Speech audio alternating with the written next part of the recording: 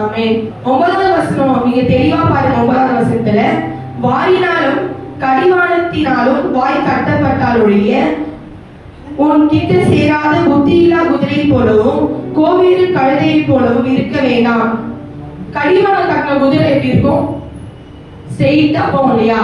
இந்த சைடு ஒன்று கட்டிட்டு இருக்கும், ஸ்ட்ரெயிட்டா போகும். ஏசப்ப என்ன சொல்றாரு? கடிவாளம் கட்டின குதிரை மேல போக வேண்டாம். ஏசப்ப ஒருத்தவங்க ஏதாச்சும் சொல்றாங்கன்னா அதையே பார்த்து ஃபாலோ பண்ண போக கூடாது. சைடுல நிறைய இருக்கும், இந்த சைடுல என்ன இருக்கும்? பில்லோ இருக்கும், தண்ணி இருக்கும். ஸ்ட்ரெயிட்டா போனா என்ன பண்ணும்? நேரா வண்டி வந்துச்சுன்னா என்ன ஆகும்? அதே மாதிரி ஸ்ட்ரெயிட்டா கடிவாளம் கட்டின குதிரை மாதிரி என்னைக்குமே போக கூடாது.